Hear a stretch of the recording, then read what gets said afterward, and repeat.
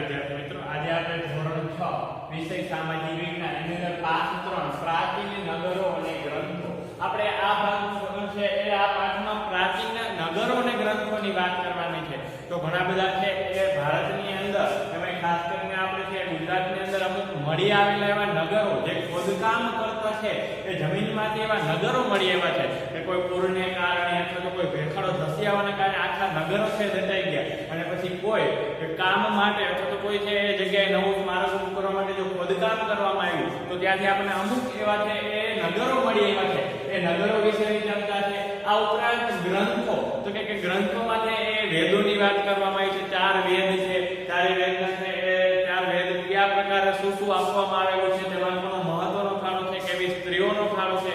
આ ઉપરાંત છે એ હડપીય સભ્યતા વિશે જોવાનું છે. ખાસ કરીને આ પાઠમાં છે એ હડપીય સભ્યતાના નગરો વિશે, એમાં મોહેન્જો-દડો છે, લોથલ છે, અને ત્યારબાદ અમુક એવા નગરોની છે એ ટૂંકમાં માહિતી આપેલી છે. પરંતુ આ પાઠની અંદર પ્રાચીન નગરોની અંદર છે એ આપણને હડપીય સભ્યતાની અંદર મોહેન્જો-દડો અને લોથલની વિસ્તૃત માહિતી આપેલી છે, અને ગ્રંથોની અંદર વેદો, અરણ્યકો, બ્રાહ્મણ ગ્રંથો એવી બધી માહિતીઓ આપેલી છે. આ ઉપરાંત ગ્રંથો કઈ લિપિમાં લખાણા. તો હવે છે આપણે પાઠને સમજવાની શરૂઆત કરીએ. તો છે એ આપણે સભ્યતાની વાત આવી, હડપીય સભ્યતાની વાત આવી. તો કે હડપીય સભ્યતા એટલે શું? તો કે ભારતની રહેણી કહેણી એને સભ્યતા કહેવામાં આવે. આપણા જે રીતિ રિવાજો, તેઓ, મૂલ્ય, આપણી સંસ્કૃતિ, આપણી સભ્યતા છે એની વાત કરવામાં આવી. તો આ સભ્યતાની શરૂઆત ક્યારથી થઈ? તો કે આ સભ્યતા આપણને એમ થયું કે અમુક સમય પહેલા જે સભ્યતાની શરૂઆત થઈ ગઈ, પરંતુ છે એ જેમ જેમ સમય ગયો પછી છે અમુક એવા ખોદકામ કરતા આપણને નગરો મળી આવ્યા. તો આપણને એ ખબર પડી કે પ્રાચીન સમયમાં પણ છે એ આવી રીતે માનવ જીવન હતું, આવી રીતે છે એ લોકો રહેતા. ખાસ કરીને આ પાઠમાં તો નહીં, પરંતુ કોલેજમાં જ્યારે ભણતા હોય ત્યારે આ પાઠ છે બેઠે બેઠું આપણને વિસ્તૃત માહિતી હોય કે અત્યારે સ્ત્રીઓ પોતે જેટલા સુશોભનના સાધનો છે એના કરતા પણ વધારે, એના કરતા પણ સારી રીતે હડપીય સભ્યતાની સ્ત્રીઓ છે એ તૈયાર થતી હતી. ત્યારે પણ બ્યુટી પાર્લર જોવા મળતું હતું. આજે છે એ પણ જોવા મળે છે, પણ આજના કરતા એ બ્યુટી પાર્લર થોડું અલગ હતું. ત્યારે નેચરલી વસ્તુ હતી કે છે ત્યારે કોઈ હોઠ પર કરવાની લાલી હોય તો એ નેચરલી કોઈ પાંદડાના રસમાંથી એમ બનેલો, આજે કેમિકલમાંથી બનેલી હોય છે. આ ઉપરાંત છે એ ત્યારે પણ એવા ટેકનોલોજીકલ સાધનો હતા. આ ઉપરાંત છે એ આપણે વધુ વાંચન કરતા હોય તો આપણને ખબર પડે કે છે એ ચરક સંહિતા છે, તો એમાં ઘણા બધા એવા ટેકનિકલ સાધનોનો છે એ દર્શાવવામાં આવેલા છે. પરંતુ આ સાધનો કેવા તીક્ષ્ણ હતા? તો કે વાળને પણ ઊભો કરી નાખે એટલા બધા તીક્ષ્ણ સાધનો હતા. આથી છે એ પ્રાચીન સમયમાં પણ ટેકનોલોજી હતા, પરંતુ અમુક સમયે નષ્ટ થઈ અને નવી ટેકનોલોજી આવી. અને નવી ટેકનોલોજી આવ્યા પછી ફરીથી છે આપણને સંશોધન થયું અને પછી ખબર પડી કે પ્રાચીન સમયમાં પણ આવી ટેકનોલોજી હતી. તો છે અહીંયા હડપીય સભ્યતાની વાત કરી છે. હડપીય સભ્યતા એટલે સિંધુ ખીણની સભ્યતા. સિંધુ ખીણની સભ્યતા એટલે કે છે એ આપણે માનવ જીવનની શરૂઆત ક્યાંથી છે, સ્થાયી જીવન જીવવાની શરૂઆત ક્યાંથી છે એ જોયું તો એ સિંધુ નદીના કિનારે છે. આ છે એ સિંધુ નદીના આસપાસ જે ખોદકામ કરીને મળ્યા જે નગરો, એની સભ્યતા છે સિંધુ ખીણની સભ્યતા. 1921માં હડપામાંથી આ સભ્યતાના અવશેષો મળ્યા. 1921માં હડપા નામની જે જગ્યા છે ત્યાંથી છે એ આ પ્રકારની સભ્યતા એટલે કે છે પ્રાચીન માનવ જીવન કેવી રીતે જીવતા એની સભ્યતાના અવશેષો, પ્રાચીન સંસ્કૃતિના અવશેષો છે મળી આવ્યા હતા. ભારતના ઉત્તર પશ્ચિમ ભાગમાં ફેલાયેલી સભ્યતાએ અનેક સ્થળોમાં હડપા, મોહેન્જો-દડો, લોથલ, કાલીબંગન, રાખીગઢ વગેરેનો સમાવેશ થાય છે. હવે જે ઉત્તર પશ્ચિમ એટલે ઉત્તર પ્રદેશ છે, બિહાર છે, એ રાજ્યોમાં વાત કરવામાં આવી, એ તરફના રાજ્યની વાત કરવામાં આવી, ત્યાં છે ઘણા બધા સ્થળો મળી આવ્યા છે. એમાં હડપા છે, મોહેન્જો-દડો. મોહેન્જો-દડોનો અર્થ થાય છે એ મરેલાનો ટેકરો. લોથલનો અર્થ થાય છે લાશોનો ઢગલો. કાલીબંગન, રાખીગઢ આ બધાનો સમાવેશ થાય છે. હવે આપણે એની હડપીય સંસ્કૃતિ અને નગર રચનાની વિશેષતાઓ જોઈએ તો કે આપણે છે એ એની નગર રચના કેવી હતી, એના નગરમાં મકાનો કેવી રીતે બનાવવામાં આવતા હતા. આ ઉપરાંત અમીર હોય તો એના મકાનો કેવા હોય, ગરીબ હોય તો એના મકાનો કેવા હોય, રાજાનો કિલ્લો ક્યાં આવેલો હતો એની વાત કરવામાં આવી છે. આ ઉપરાંત રસ્તાઓ કેવા પ્રકારના રસ્તા હતા, પાકા રસ્તા હતા, કાચા રસ્તા હતા. છે એ હાલની તકે પણ આપણે ભારતમાં છે એ રસ્તાઓ કે એવા છે એના કરતા પણ વિકસિત રસ્તાઓ હતા. આમ કાચા રસ્તાઓ પણ આયોજનની દ્રષ્ટિએ આ રસ્તાઓ જે હડપીય સંસ્કૃતિની નગર રચનાના જે રસ્તાઓ છે ખૂબ જ વ્યવસ્થિત હતા અને ખૂબ જ સારા એવા હતા. એ આપણે જોશું. ગટર યોજના, ત્યારની ગટરો પણ કેવી હતી? તો કે અત્યારની જેવી ગટર યોજના છે ત્યારે પણ એવી ગટર યોજના. સ્નાનાગર, સ્નાનાગર એટલે કે સ્વિમિંગ પુલ. આપણે અત્યારે સ્વિમિંગ પુલ માં નહીં, ત્યારે એને સ્નાનાગર કહેતા. એ સ્નાનાગર પણ છે અત્યારના સ્વિમિંગ પુલ જેવું જ હતું. તો આપણે છે એની નગર રચના વિશે અને ત્યારબાદ રસ્તાઓ, ગટર અને સ્નાનાગર વિશે છે એ અભ્યાસ કરીએ.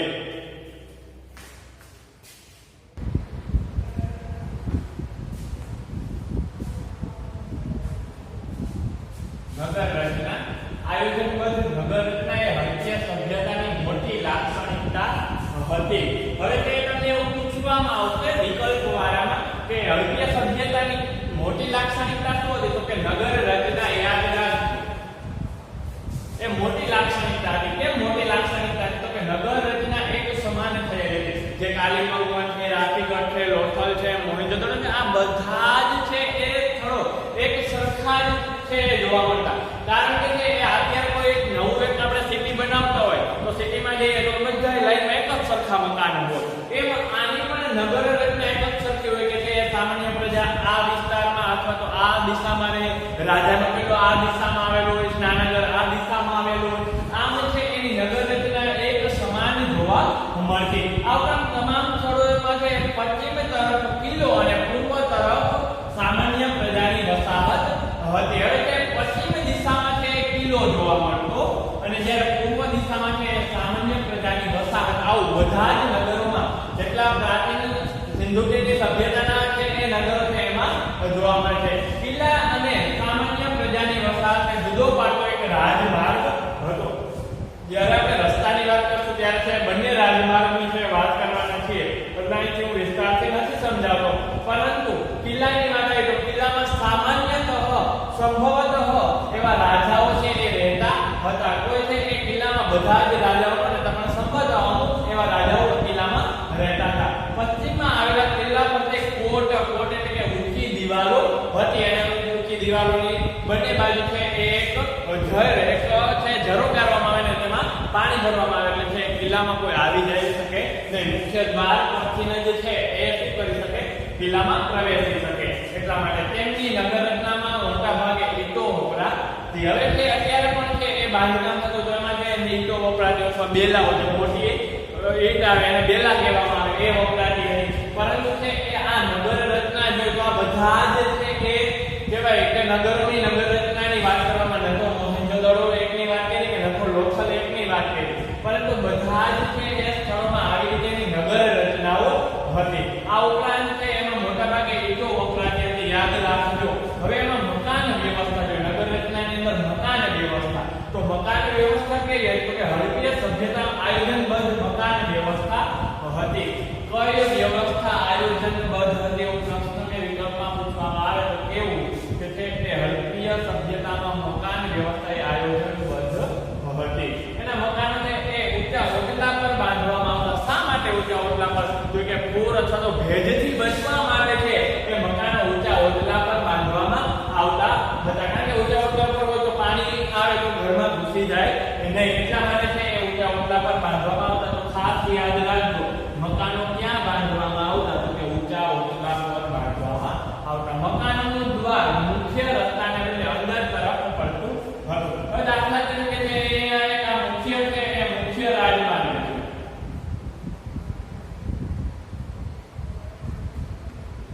હવે જે આના ઉપર દ્વાર પડવાનું એટલે અંદર છે શેરી પડતી હોય, અહીંયા દ્વાર અને પછી છે આ મુખ્ય અહીંયા કોઈ દ્વાર પડે નહીં. અહીંયા દ્વાર એટલે કે મુખ્ય મકાનનો દરવાજો અંદર તરફ આપણે છે આપણી શેરી હોય તો એમાં છે સીધું મેઇન રસ્તો હોય તો એના ઉપર સીધું છે આપણું મકાનનું બહારનું હોય. પરંતુ એમ નહીં, જે મુખ્ય રસ્તો હોય એમાં ફાટા પડે, અંદરની તરફ છે એ દ્વાર પડતું. અહીં એક અને બે માળના મકાનો જોવા મળતા આવે છે. એ જે સિંધુ ખીણની સભ્યતાના મકાનો એક અને બે માળ. હવે એમાં ત્રણ વિભાગ પડે છે. એક પહેલો વિભાગમાં રાજા આવે. રાજા છે એ શું હોય તો કે કિલ્લામાં રહે. ત્યારબાદ છે એ અમીર, જે બધા અધિકારીઓ હોય રાજાના, એ અધિકારીઓ છે 2 વાળા મકાન અને 5 થી 7 ઓરડાવાળા મકાનોમાં રહેતા હતા. ત્યારબાદ સામાન્ય પ્રજા એ 2 થી 3 ઓરડાવાળા મકાનમાં અને સાવ નીચે આવી રીતે હોય. પહેલા રાજા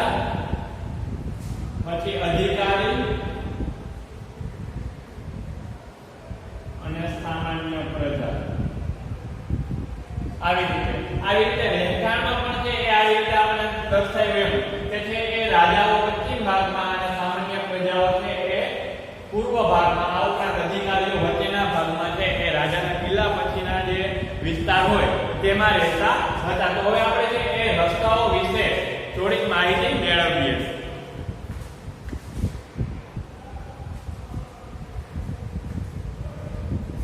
રસ્તાઓ, હવે આપણે રસ્તાઓ જોઈએ. રસ્તાઓ કેવા છે? અહીંના રસ્તાઓ છે એ સુવિધાજનક હતા. જેમ અત્યારે પણ રસ્તાઓ સુવિધાજનક છે એમ ત્યારે પ્રાચીન સમયમાં પણ છે એ રસ્તાઓ સુવિધાજનક હતા. શહેરમાં મુખ્ય બે રાજમાર્ગ હતા. જો મેં અહીંયા છે દોરેલા છે. પૂર્વથી પશ્ચિમ આ એક રાજમાર્ગ હતો અને ત્યારબાદ દક્ષિણથી ઉત્તર આ એક રાજમાર્ગ હતો. આ ઉપરાંત અહીં મુખ્ય માર્ગો સમાંતર અંતરે શેરીઓ આવેલી છે. અહીંયા મેં શેરીઓ દોરેલી છે. આ જે વ્હાઇટ કલરની છે એ બધી શેરીઓ છે. તો આ સમાંતર અંતરે આવેલી છે. સરખા અંતરે છે એ બધી શેરીઓ છે મૂકવામાં આવેલી હતી. આ ઉપરાંત છે આમાં તમે જોયું આ શેરીનું છે એ શેરીઓની અંદર જ બધાના મકાનમાં છે દ્વાર પડતા. ક્યાંય તમે જે મુખ્ય રસ્તા ઉપર છે એ મકાનના દ્વારો છે એ પડતા ન હતા. આ ઉપરાંત રસ્તાઓ એકબીજાને કાટખૂણે જ કાપતા હતા. રસ્તાઓ એકબીજાને કાટખૂણે, જો અહીંયા છે કાટખૂણો, ત્યારબાદ છે એ રસ્તાઓ અહીંયા મળ્યા તો અહીંયા શેરી સમાંતર સામે સામે જ આવેલી હતી. જો અહીંયા છે શેરીઓ સામે સામે, ક્યાંય ત્રાસા ભાંગી નહીં, કાટખૂણે જ રસ્તાઓ વળતા. અને કાટખૂણો એટલે નેવળનો ખૂણો, અહીંથી આમ વળો એટલે આ નેવળનો ખૂણો થાય. એવી રીતે છે કાટખૂણે જ રસ્તાઓ પ્રાપ્ત થતા. રસ્તાઓ અને શેરીઓનું આયોજન એ રીતે કરવામાં આવતું હતું કે નગર ચોરસ કે લંબચોરસમાં વિભાજિત થઈ જાય. અહીંયા મેં છે એ ચોરસ બનાવ્યું છે નગરની. જે નગર રચના છે ચોરસ દોરેલી છે. એવી રીતે છે અહીંયા નગર રચનાનું આયોજન શેરીઓનું વિભાજન એવી રીતે હતું એટલે ચોરસ. દાખલા તરીકે એક શેરી અહીંયા પાડવામાં આવી, એક અહીંયા પાડવામાં આવી, તો અહીંયા ખાલી છે તો છે એ નગરનો કોઈ ચોક્કસ આકાર આવે નહીં, પરંતુ અહીંયા શેરીઓનું એવી રીતે આયોજન કરવામાં આવતું. તેથી તે નગર છે ચોરસ અથવા તો લંબચોરસ વિભાગમાં છે વહેંચાઈ જતું. તો જાહેર રસ્તા પર રાત્રિ પ્રકારના પુરાવાઓ પણ પ્રાપ્ત થયા હતા. મેં અહીંયા જે દોરેલા છે જે આ છે ખાડાઓ છે. રાત્રિ પ્રકાશ માટે છે કોઈ એવી લાઈટો નથી મળી આવી, પરંતુ છે એ અમુક સમયાંતરે છે એ ખાડા ઉતારેલા હતા, એ મળી આવેલા છે. એના આધારે તે અનુમાન કરવામાં આવ્યું છે કે રાત્રિ પ્રકાશ માટે ત્યાં છે એ લાઈટની એવી વ્યવસ્થા કરવામાં આવેલી છે, ખાનાસોની વ્યવસ્થા કરવામાં આવેલી છે. એટલા માટે છે એ રાત્રિ પ્રકાશ માટે માટે અમુક પ્રકારની એવી વ્યવસ્થાઓ જે હતી. એવું ગટર યોજના હડપીયકાલીન સભ્યતાના લોકોના વપરાશના પાણીના નિકાલ માટે અત્યંત વિકસિત અને પદ્ધતિસરની વ્યવસ્થા હતી. એ વ્યવસ્થા એટલે છે ગટર યોજના. આજે પણ આધુનિક સમયમાં છે પાણીનો નિકાલ કરવા માટે ગટર યોજના જે હતી એવી જ ગટર યોજના છે હડપીયકાલીન સભ્યતામાં પણ જોવા મળતી હતી. દરેકના મકાનનું પાણી નાની ગટરમાં જતું અને નાની ગટરમાંથી મોટી ગટરમાં જતું હતું. હવે છે કે અહીંયા એક વિશેષ વાત એ છે કે અહીંયા સીધું તમને ગટરનું જાણી દીધું, પરંતુ ઘરમાંથી તે ગટરમાં પાણી કેવી રીતે જતું તો એ 10મા ધોરણમાં આવે કે છે ઘરમાં એક ખાલકો હોય, એક કુંડી જેવું હોય, એ કુંડી છે આખી ભરાય, પછી એમાંથી છલીને પાણી શેમાં જાય કે નાની ગટર, અને નાની ગટરમાંથી મોટી ગટરમાં જાય, અને મોટી ગટરમાંથી નગરની બહાર પાણી જતું હતું. જોઈએ આપણે તે અહીંયા છે બે રાજમાર્ગો જે આપણે રસ્તાઓમાં જોયા.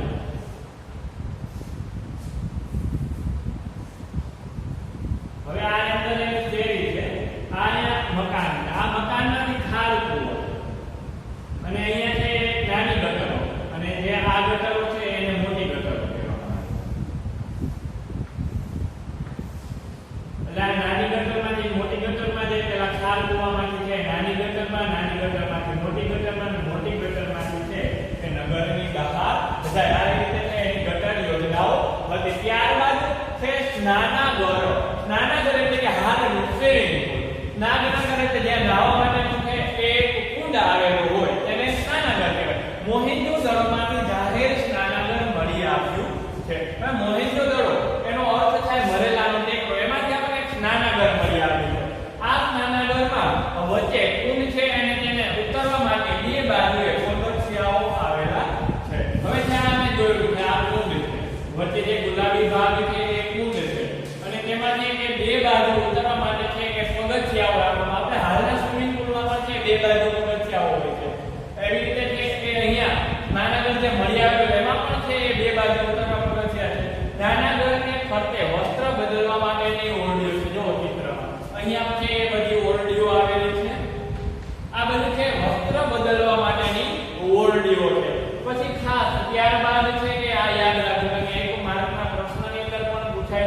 અને સ્નાનાગર છે એ આખું 3 માર્કની અંદર પણ પૂછે છે કે મોહેંજો-દડો સ્નાનાગર સમજાવો. તો હવે અહીંયા યાદ રાખજો, ઉત્સવો કે ધાર્મિક પ્રસંગોએ આ સ્નાનાગરનો ઉપયોગ થતો હતો. તો આમાંથી પ્રશ્ન એવો બને કે સ્નાનાગરનો ઉપયોગ ક્યારે થતો હતો? તો કે ઉત્સવો કે ધાર્મિક પ્રસંગોએ સ્નાનાગરનો ઉપયોગ થતો હતો. આવી રીતે છે કે મોહેંજો-દડોમાંથી સ્નાનાગર મળી આવેલું હતું, વિગતે સમજાવો. તો કહેવાનું કે મોહેંજો-દડોમાંથી છે જાહેર સ્નાનાગર મળી આવેલું હતું. તેમાં વચ્ચે કુંડ હતો, કુંડમાં ઉતરવા માટે છે એ બે બાજુએ છે એ પગથિયાઓ હતા. આ ઉપરાંત કુંડની ફરતે છે વસ્ત્ર બદલવા માટેની છે એ ઓરડીઓ હતી. ત્યાર ઉપરાંત છે કે ધાર્મિક પ્રસંગો કે કોઈ છે એ ઉત્સવો હોય ત્યારે આ સ્નાનાગરનો ઉપયોગ થતો હતો. ડિટેલ્સમાં એની માહિતી આપું, વિસ્તારપૂર્વક એની માહિતી આપું તો એ છે કે આ આખું સ્નાનાગર ઈંટોનું બનેલું હતું. આ ઉપરાંત આ સ્નાનાગરના કુંડના તળિયે છે એ જે ઈંટો હતી એ ઈંટો વચ્ચે જગ્યા છે, તો જગ્યામાંથી શું થાય, પાણી વહી જાય, પણ પાણી ન વહી જાય એટલા માટે તેમાં જીપ્સમ ભરવામાં આવતો હતો. આવી રીતે છે કે આખું સ્નાનાગરમાં છે પાણી કાઢવાની અને પાણીથી કુંડ ભરવા માટેની પણ વ્યવસ્થાઓ હતી. ત્યારબાદ છે કે સભાગૃહ, મોહેંજો-દડોમાંથી મળી આવેલ સ્તંભવાળા મકાનોને સભાગૃહ તરીકે ઓળખાય છે. હવે મોટા મોટા છે ખંડ ઓરડાઓ મળી આવે અને એની વચ્ચે સ્તંભ હોય, કારણ કે મોટી છત હોય તો એને છે ટેકો આપવા માટે સ્તંભ હોય. આવા સ્તંભવાળા છે કે ઓરડાઓ મળી આવે એને સભાગૃહ કહેવામાં આવે. ત્યાં છે એ કોઈ સભા અથવા તો આખું ગામ ભેગું થવાનું હોય એ સભા બોલાવવાનો અથવા તો કોઈ પ્રસંગમાં પણ છે ઉપયોગ લેતા હશે. ત્યારબાદ છે હડપ્પા પંજાબના મોટગરી જિલ્લામાં હાલના પાકિસ્તાનમાં આવેલું છે. અહીંયા પ્રશ્ન પૂછે કે પંજાબ ક્યાં, હડપ્પા ક્યાં આવેલું? તો પંજાબના મોટગરી જિલ્લામાં આવેલું છે. તેની મુખ્ય વિશેષતા અન્ન ભંડાર છે. હવે આ હડપ્પાની અંદર છે અન્ન ભંડાર. પ્રાચીન સમયમાં રાજાઓ છે એ કર સ્વરૂપે અન્નનો છઠ્ઠો ભાગ લેતા, કે જેટલું અન્ન થયું હોય 6 કિલો અન્ન થયું તો 1 કિલો અન્ન છે રાજાને કર સ્વરૂપે આપી દેવાનું. આજે આપણે પૈસા આપી છે અને ત્યારે તે અન્ન આપવામાં અને રાજા એનો શું કરતો, સંગ્રહ કરતો. તો પણ આ રાજા સંગ્રહ કરીને શું કરતો કે ક્યારે છે એ દુષ્કાળ પડે તો એ સંગ્રહ કરેલા અન્નથી છે બધા જ પ્રજાજનોને છે એ જમવા માટે, ભોજન માટે અન્ન પૂરું પાડતો હતો. રાવી નદી કિનારે 12 જેટલા અન્ન ભંડારો આવેલા હતા. યાદ રાખજો, રાવી નદી કિનારે 12 જેટલા અન્ન ભંડાર આવેલા હતા. કારણ કે અમે પૂછી ના કે અન્ન ભંડાર ક્યાં આવેલા હતા, તો રાવી નદી કિનારે. કે રાવી નદી કિનારે કેટલા અન્ન ભંડાર આવેલા હતા, તો 12.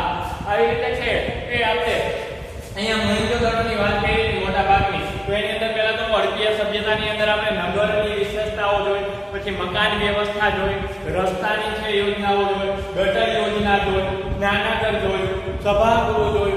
ત્યારબાદ હવે આપણે લોથલ વિશે જાણકારી મેળવીએ.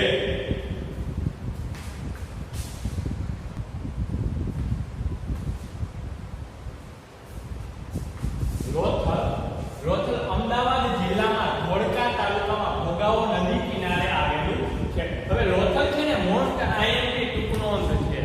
એ મોસ્ટ આઈએમપી છે એ પૂછાય છે દર વખતે લોથલ, અને એટલું તમને આપેલું હોય તમારે લખવાનું લોથલની અંદર. તો આ ડેફિનેટ બોર્ડ પર જેટલું લખેલું છે એટલું લખો, ત્યારે તમને પૂરા માર્ક મળવાની શક્યતા રહે. તો લોથલ ક્યાં આવેલું છે? એક વાક્યના પ્રશ્નની અંદર પૂછાય છે કે લોથલ અમદાવાદ જિલ્લાના ધોળકા તાલુકામાં ભોગાવો નદી કિનારે આવેલું છે. લોથલ છે અમદાવાદ જિલ્લામાં આવેલું છે, ધોળકા તાલુકામાં. ત્યારબાદ લોથલ પ્રાચીન સમયમાં એક વેપારી બંદર અને ઔદ્યોગિક નગર હતું. હવે આપણે લોથલ મળી આવેલું છે તો એના એક પુરાવા સ્વરૂપે એને જોઈને એવું કહી શકાય કે એક વેપારી બંદર પણ હતું. તેના આધારે કહી શકાય. તો આગળ આપણે જોઈએ અને એક ઔદ્યોગિક નગર આ બંને હતું. તો શેના આધારે આવું કીધેલું કે લોથલ ઈંટોનું બનેલું એક માળખું મળી આવ્યું, જેને ધક્કો ઇંગ્લિશમાં એને ડોકયાર્ડ માનવામાં આવે છે. ઈંટોનું બનેલું માળખું જ્યાં છે એ વાહનો ઊભા રાખી અને ફરીથી શરૂ કરવામાં આવતો. દાખલા તરીકે કિનારે છે ઊભા રાખવામાં અને માલ સામાન ઉતારી લેવામાં આવે, પાછો માલ સામાન ભરી અને પછી વાહન હટાવવામાં આવે, એને ધક્કો કહેવામાં આવે, ડોકયાર્ડ કહેવામાં આવે. આવું પણ મળી આવ્યું. એના આધારે કહી શકાય કે વેપારી બંદર પણ હતું.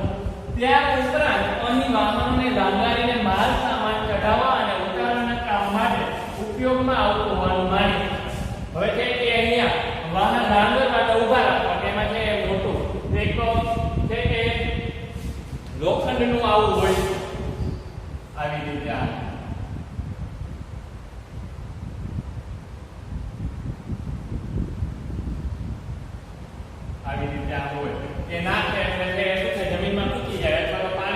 ડૂબી જાય એટલે વાહન આડું જઈને આટલું વજનદાર આથી છે એવું માલ સામાન છે એવું ચડાવવા ઉતરવાની પ્રક્રિયા પણ હતી આથી છે એવું કહી શકાય કે એક વેપારી બંદર હતું આ ઉપરાંત અહીં વખારો અને મણકા બનાવવાની ફેક્ટરી મળી આવી હતી વખારો એટલે કે માલ સામાન સંગ્રહવાની જગ્યાને માલ સામાન સંગ્રહ માટેના જે રૂમ જે ઓરડાઓ બનાવવામાં આવે તેને વખારો કહેવામાં આવે એ પણ મળી આવેલો આ ઉપરાંત મણકા બનાવવાની ફેક્ટરી આથી આના આધારે મણકા બનાવવાની ફેક્ટરી અને વખારોના આધારે કહી શકાય કે ઔદ્યોગિક નગર પણ હતું આથી છે કે મણકા બનાવવાની ફેક્ટરી મળી એના પણ પુરાવા મળી આવ્યા અમુક પ્રકારના મણકાઓ મળી આવ્યા છે અને વખારો મળી આવી છે આથી કહી શકાય કે લોથલ પ્રાચીન ભારતનું સમૃદ્ધ બંદર હશે કારણ કે પ્રાચીન ભારતમાં જે મણકા બનાવવાની ફેક્ટરી વખારો આ ઉપરાંત છે એ આંતરરાષ્ટ્રીય એક દેશમાંથી બીજા દેશમાં જો માલ સામાન લઈ જવામાં આવતો તો લોથલ મળી આવેલું છે આ એક બંદર મળી આવેલું છે આથી છે પ્રાચીન ભારતનું સમૃદ્ધ બંદર કહી શકાય હવે કે અહીંયા પરીક્ષાનો પ્રશ્ન પૂછવા છે એવી રીતે પ્રશ્ન પણ પૂછી શકે કે પ્રાચીન ભારતનું સમૃદ્ધ બંદર જણાવો તો લોથલ જ લખવાનું થાય અને લોથલ પૂછે તો એ જ લખવાનું થાય હડપ્પીય સભ્યતામાં આંતરરાષ્ટ્રીય વેપાર લોથલ મારફતે થતો હશે હવે કે હડપ્પીય સભ્યતાના જે આપણે મળી આવેલા છે બધા એ સમયના એટલે કે પ્રાચીન ભારતમાં છે એ મળી આવેલા બધા જ રાજ્ય બધા જ છે કે નગરોનો છે જે વ્યાપાર થતો એક દેશ સાથે બીજા દેશ સાથે તો ત્યારે લોથલ મારફતે એટલે કે લોથલ નામનું જે બંદર છે એના મારફતે થતો હોવાનું છે એ મનાય છે હવે આપણે અમુક એવા નગરો વિશેની વાત કરવાની છે એ નગરોને ટૂંકમાં છે ચર્ચા આપણે કરીએ તો ટૂંકમાં ચર્ચા કરવા માટે છે 3 થી 4 છે એ નગરોની વાત કરવાની છે તે પહેલા આપણે છે લોથલને કમ્પ્લીટ કરી લઈએ કે લોથલમાં શું છે તો કે અમદાવાદ જિલ્લાના ધોળકા તાલુકામાં આવેલું છે તે એક વ્યાપારી બંદર અને ઔદ્યોગિક નગર હતું ત્યાં છે કે એટલું બનેલું માળખું હતું તેને ડોકયાર્ડ કહેવામાં આવે છે ત્યારબાદ વાહન આંગળી અને માલ સામાન ચડાવવા અને ઉતારવાની પ્રક્રિયા થતી હતી ત્યારબાદ છે ત્યાં વખારો અને મણકા બનાવવાની ફેક્ટરી આવેલી હતી અને આમ કહી શકાય કે લોકલ પ્રાચીન ભારતનું સમૃદ્ધ બંદર હતું આટલું જ તમારે લખવાનું છે મુખ્ય મેં જે અંડરલાઈન કરેલા છે એ તમે ખાલી યાદ રાખી લ્યો તો એના આધારે છે એ વાક્ય બની જાય એના આધારે તમે આખો પ્રશ્ન લખી શકો આવી રીતે છે એ લોથલ હવે ત્યારબાદ છે અમુક એવા નાના છે એ નગરો વિશેની ચર્ચા કરીએ ધોળાવીરા કચ્છના ભચાઉ તાલુકામાં છે ખાદીર બેટમાં આવેલું ધોળાવીરા છે એ ભચાઉ તાલુકો જે કચ્છમાં આવેલું છે તેના ખાદીર બેટમાં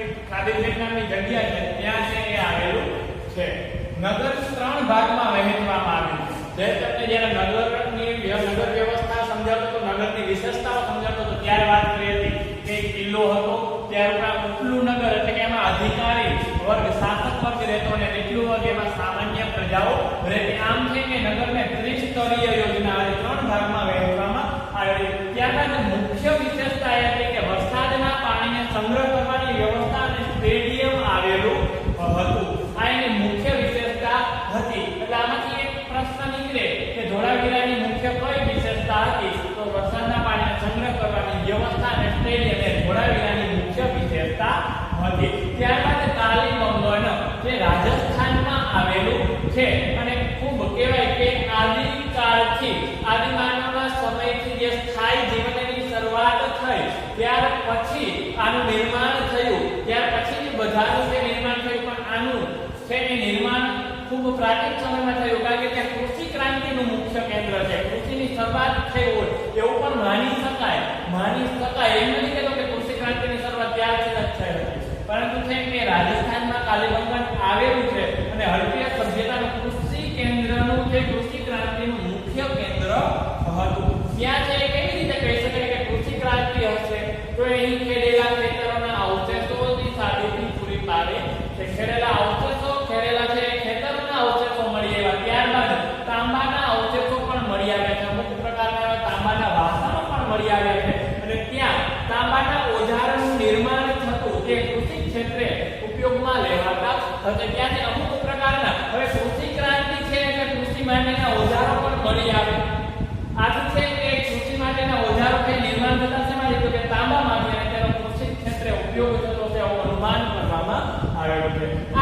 સિંધુ ખીણની સભ્યતામાં નગરનું આયોજન સુવ્યવસ્થિત, સુંદર, ઇજનેરોની કળા ધરાવતું આયોજન અને કૌશલ્યયુક્ત હતું. હવે આપણે આયોજન જોયું, આખું નગર જોયું, ક્યાંય આડાહોડા રસ્તાઓ નહીં, ક્યાં આડાહોડા મકાન નહીં, ક્યાંય છે કે બધા જ ઘરો એક સરખા, આવી રીતે છે સુવ્યવસ્થિત આયોજન હતું. અને એમાં ઇજનેરો કે એન્જિનિયરોની જેવી કળાઓ ધરાવતું અને કંઈક કૌશલ્ય ધરાવતું, કંઈક આવડત, કૌશલ્ય કે આવડત ધરાવતું આવા નગરો આપણને મળી આવ્યા છે. તેમાં છે કે તે વખતના શાસન વર્ગની શાસન શક્તિ, ત્યારના રાજાઓની કે શાસન શક્તિથી, આ ઉપરાંત ઇજનેરોની બુદ્ધિ અને એન્જિનિયરોની બુદ્ધિથી અને કારીગરોની છે એક કલા શક્તિથી, કારીગરો દ્વારા જે બનાવવામાં આવતું છે કોઈ પણ મકાન હોય કે રસ્તા હોય કે ગટરનું કામ હોય, એની એવી કલા શક્તિથી આ બધાનું છે સરવાળો કરી ત્યારે કે હડપ્પીય સભ્યતાના જે એ બધા જ પુરાવા જે મળી આવ્યા છે એમાં જોવા મળે છે. આ રીતે અહીંયા ભાગ 1 ની અંદર આપણે જે હડપ્પીય સભ્યતા વિશેની વાત કરીએ, નગરની વિશેષતા છે, રસ્તાઓ છે, ગટર છે, સ્નાનાગર છે, આવી બધી વાત કરીએ. ત્યારબાદ લોથલની વાત કરીએ, ધોળાવીરા, કાલીબંગુ. હવે આગળના લેક્ચરમાં આપણે છે એ જોશું કે આર્થિક સ્થિતિ કેવી હતી, ત્યારબાદ છે સામાજિક જીવન કેવું હતું, ત્યારબાદ છે હજી તો આપણે નગરો વિશેની જ વાત કરીએ છીએ. અને લાસ્ટમાં આપણે ગ્રંથોમાં જાશું, તેમાં ઋગ્વેદની વાત કરવામાં આવી, કઈ ભાષામાં લખવામાં આવતા, તેમાં કોનો સમાવેશ કરવામાં આવતો, કોને લખેલા, આવી બધી જ છે એ વાત કરવામાં આવશે. પરંતુ ત્યાં સુધી છે કે તમે આનો અભ્યાસ કરો, આમાંથી છે ઘણા બધા પ્રશ્નો તમને સ્વાધ્યાયપોથીમાં પણ મળી રહેશે. આમ ખાસ અંડરલાઈન કરેલું હોય ત્યાં તમે નજર કરો તો એની એ જ જવાબ તરીકે નીકળતું હોય. એવી રીતે છે કે તમે પ્રયત્ન કરો, બસ ધ્યેય